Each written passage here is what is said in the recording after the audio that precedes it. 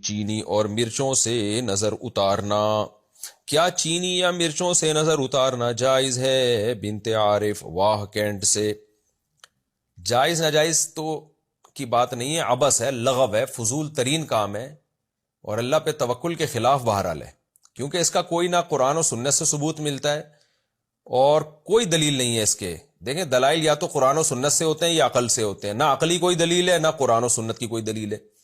بعض لوگ کہتے ہیں کہ یہ تجربے سے ثابت ہے کہ بچہ رو رہا ہوتا ہے، مرچیں جلاتے ہیں تو بچہ چپ ہو جاتا ہے، اس کا مطلب نظر لگی تھی اور ٹھیک ہو گیا۔ تو خوب سمجھ لیں، عبداللہ بن مسعود رضی اللہ تعالیٰ عنہ سے ایک روایت ہے جس کا مفہوم یہ ہے کہ شیطان کیا کرتا ہے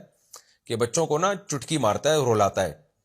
پھر اس کی اماں کیا کرتی ہے، وہ اس طرح کے ٹوٹکے کرتی ہے تو شیطان چٹکی مارنا چھوڑ دیتا ہے، تو ماں سمجھتی ہے میرے ٹوٹکے سے ایسا ہوا ہے، تو ماں کا اس ٹوٹکے پہ اور زیادہ یقین آ جاتا ہے، حالانکہ وہ ٹوٹکے کی وجہ سے نہیں ہوا ہوتا،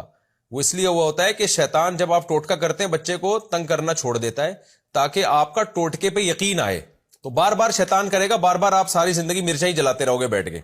تو اس کا حل یہ کہ بچہ رو رہا ہے تو یہ ٹوٹکے نہ کریں آپ، یہ حرکتیں اوٹ پٹانگ نہ کریں۔ مرچوں کا بچے کے رونے سے، انگریزوں کے بچے بھی تو روتے ہیں نا، وہ کیا جلاتے ہیں؟ عربوں سعودی عرب میں بھی تو بچے روتے ہیں، وہ کیا جلاتے ہیں؟ تو یہ انڈیا پاکستان میں ہی کیوں مرچوں کو برباد کر رہے ہیں آپ؟ تو یہ فضول حرکت ہے، چھوڑ دیں اس کو۔ میرے اللہ کا شکر ہے، اللہ کی دین ہے، میں تکبر میں نہیں کہہ رہا اور کوئی شو مارنے کے لیے نہیں کہہ رہا، اللہ نظر بس سے بچائے۔ میرے 15 بچے ہیں الحمدللہ، آج تک ہم نے نہیں کسی بچے پہ مرچیں جلائیں، ہمارے بچے بھی اللہ کے فضل سے بڑے ہو گئے،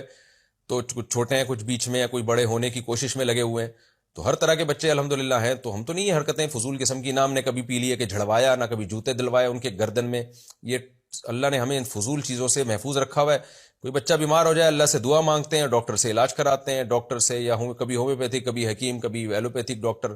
یہی چل رہا ہے اور اللہ کا فضل ہے جی۔ تو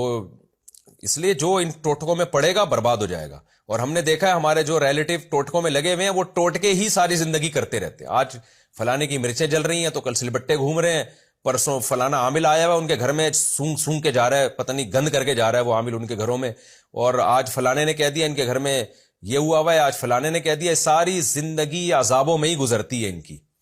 تو اللہ کے پر توکل کرو میرے بھائی، جب کوئی مسئلہ ہو، بچہ بیمار ہے، رو رہا ہے، زیادہ سے زیادہ سورہ فاتحہ، سورہ فلق، سورہ ناس پڑھ کے دم کر دو۔ اور کتنی اچھی دعا نبی صلی اللہ علیہ وسلم نے سکھائی ہے، حضرت حسن حسین پر آپ صلی اللہ علیہ وسلم وہ دعا پڑھا کرتے تھے،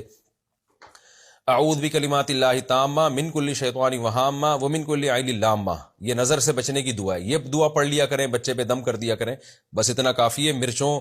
ویسی مہنگی ہو گئی ہیں اور ان چیزوں میں بھی مرچوں کو آپ کر رہے ہیں، تو آپ جلانا چھوڑ دیں، شیطان تنگ کرنا چھوڑ دے گا، ورنہ شیطان تو آپ کو پتہ ہے وہ آپ سے بڑی چیز ہے، وہ پھر ایسا کرے گا نا آپ کے ساتھ کہ آپ یاد رکھو گے، پھر مرچیں ہی جلاتے رہو گے، اور پھر مرچوں سے آگے بڑھائے گا، کہے گا اب کچھ ہو گیا، اب عاملوں کو لے کر آؤ، پھر وہ آئیں گے گھروں میں سونگیں گے آپ کی بنیان اور چڑیاں۔